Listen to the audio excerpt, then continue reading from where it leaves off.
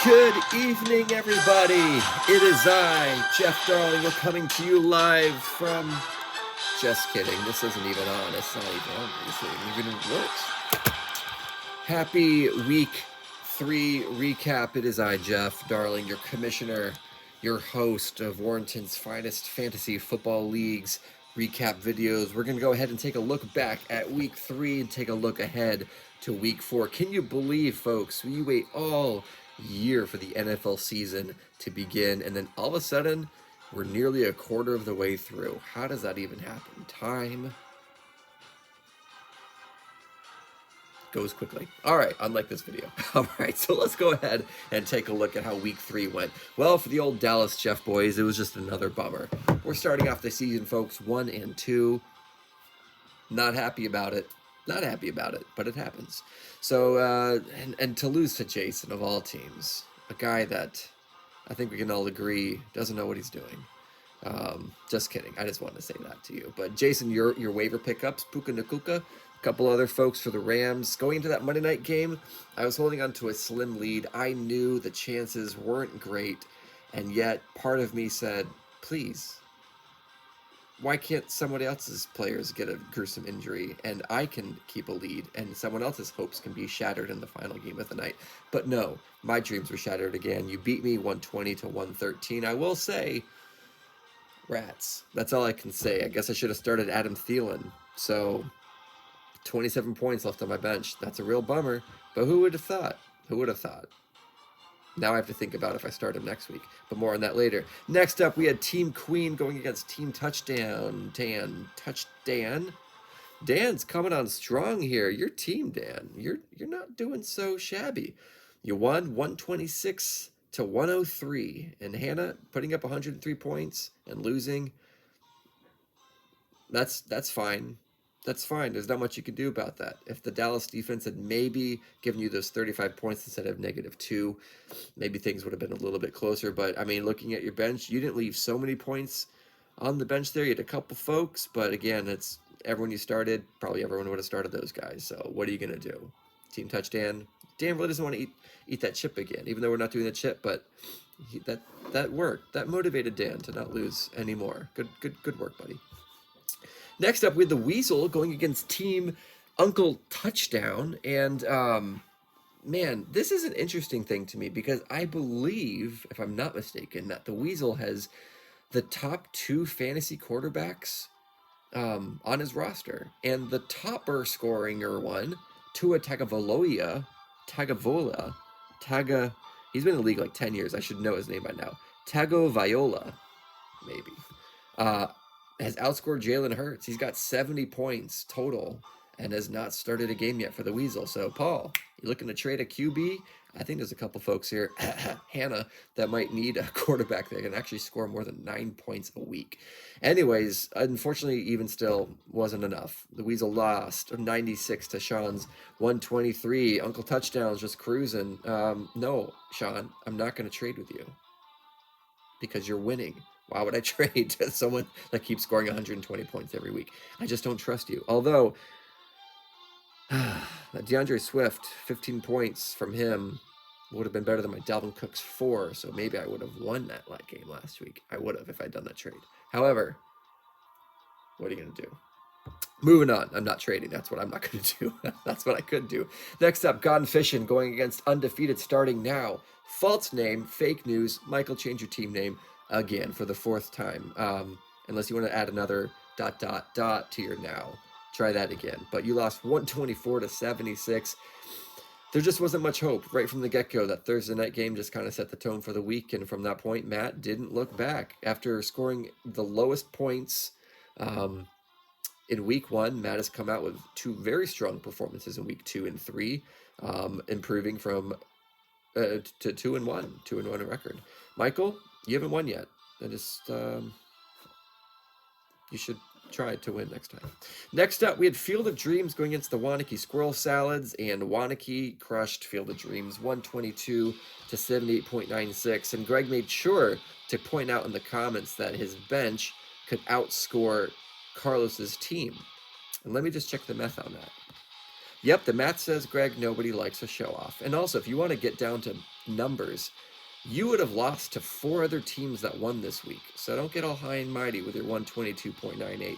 Out of the 6 teams that won, well, out of the 5 teams other than you that won, you would have lost to 4 out of those 5. So that's just how fantasy football works. It just so happens you went up against the person that scored the second lowest amount of points this week. Carlos, I pity your dreams in this field on which they are built because they seem like nightmares. That's all I got. I'm late. It's tired.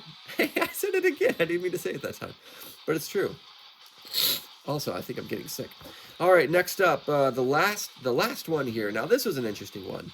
Our 2-time reigning champ, Team Midnight, was going up against Bye Week. And Bye Week last year was, Brandon, it was just embarrassing how bad your team was. And yet, this year, you are undefeated.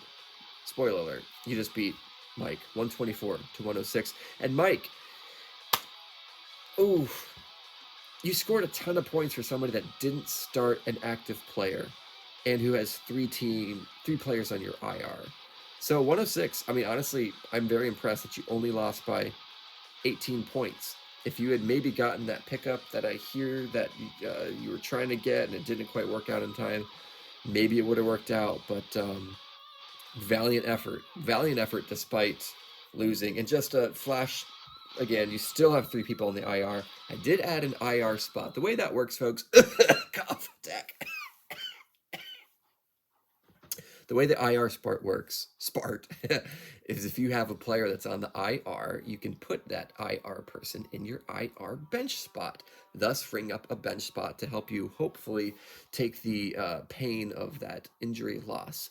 Now, what happens when that player comes off of the IR, you say? Well, you must get rid of a player off of your bench if you want to keep that person. So that's how it's going to work. We're just going to do the 1 IR spot for now because every team has maybe 1. Mike just happens to have 3. So maybe do a little bit of wheeling and dealing there and figure out if you still need 3 quarterbacks and 3 people on the IR, Mike. I expect great things from you based on the last 2 years. All right, looking up again, looking ahead to week 4. I'm taking on...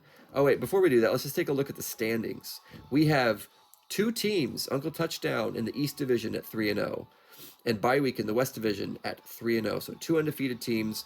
We've got 5 teams that are at 2-1, and then 2 teams at 1-2, and then the West Division, 3 teams that have not won a game. Team Queen, so Hannah, Michael, and Mike. It's not a good league to be named Mike in, apparently. 0-3. Let's try to get some wins there, folks. But yeah, 3-0 to Brandon and Sean. Targets on you guys. All right, looking ahead to this coming week, what do we have? Dallas Jeff Boys taking on Sean. Maybe I'll do a trade with you now. Would you like to trade to me Christian McCaffrey, perhaps? The guy that scored, I think, a fantasy record of like 20 Sundays in a row. It's ridiculous. Anyways, Sean right now slated to win 116 to my 105. Slightly above average team taking on Team Queen right now. Jason projected to win 115 to Hannah's 107. Dan taking on the Weasel. Projected Weasel 111. Dan 109. Field of Dreams 110. Going against Gone Fishing. Projected 103. Undefeated starting maybe next week, going up against Mike. Oh, hey, look at that. One of our teams that hasn't won was guaranteed to win this next week. That's fantastic. Going up against Team Midnight right now, Michael's projected to win 103 to Mike's 96. Mike, IR spot. Pick up somebody else. Wanakee Squirrel Salad's taking on Bye Week. Projected right now, would you look at that? Brandon at 110.5 to Greg's 110.2. We all are rooting for you. I'll leave that pronoun vague, but I think we all know who you is. You know what I mean? Anyways, folks, that is our week recap.